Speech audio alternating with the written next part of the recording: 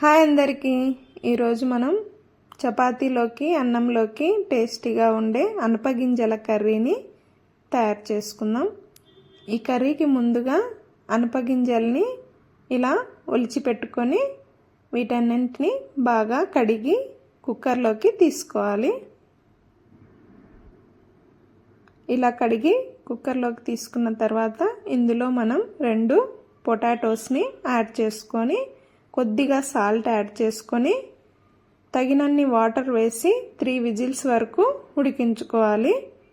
వీటిని ఇలాగే అయినా కర్రీ చేసుకోవచ్చు, కానీ ఇలా ఆలు వేసి ఉడికించుకోవడం వల్ల గ్రేవీ బాగా వస్తుంది, గింజలు కూడా మెత్తగా ఉడికిపోతాయి. ఇలా కుక్కర్కి మూత పెట్టి 3 విజిల్స్ వచ్చే వరకు ఉడికించుకుందాం.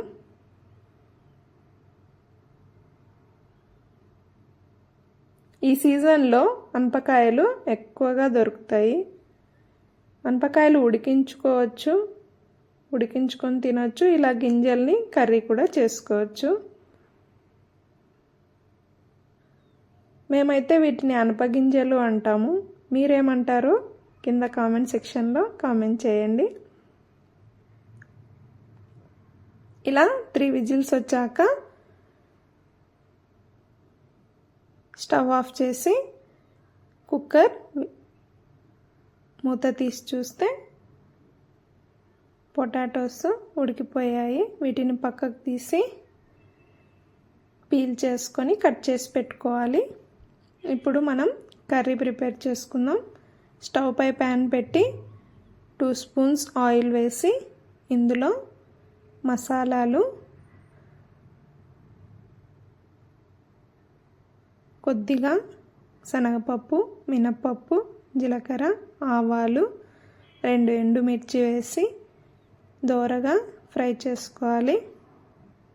ఇవన్నీ ఫ్రై అయిన తర్వాత ఇందులోకి 2 ఆనియన్స్ని సన్నగా కట్ చేసి వేసుకోవాలి. ఇందులో కొంచెం అల్లం వెల్లుల్లి పేస్ట్, పసుపు, ఉప్పు, కరివేపాకు యాడ్ చేసి బాగా కలుపుకోవాలి.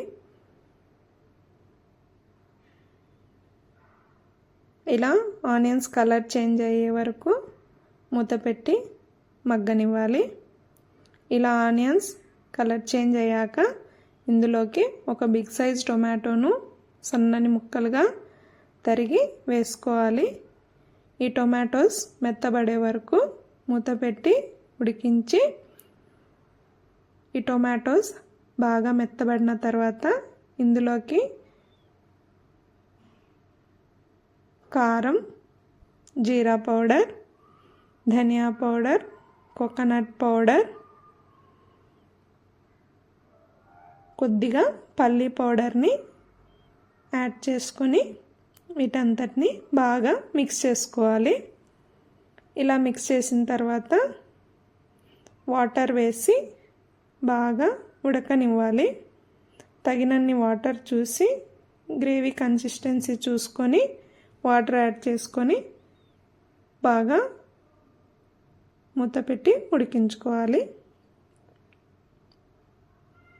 ఇలా ఉడికేటప్పుడు మనం ముందుగా ఉడికించి పెట్టుకున్న ఆలుని ఇందులో వేసి బాగా స్మాష్ చేసుకొని అలాగే ఉడికించి పెట్టుకున్న అనపగింజలు కూడా ఇందులో వేసి అన్నిటినీ బాగా మూత పెట్టి 2-3 నిమిషాల వరకు బాగా ఉడకనివ్వాలి. ఇలా ఉడికిన తర్వాత గ్రేవీ చిక్కబడిన తర్వాత మనం ఇందులోకి కట్ చేసి పెట్టుకున్న కొత్తిమీరని యాడ్ చేసుకొని సర్వ్ చేసుకోవడమే. ఇది చపాతీలోకైనా రైస్లోకైనా చాలా బాగుంటుంది. మీరు ట్రై చేసి చూడండి. ఈ వీడియో మీకు నచ్చినట్లయితే please like, share and subscribe to my channel. ఇంకో వీడియోతో మళ్ళీ కలుద్దాం. బాయ్.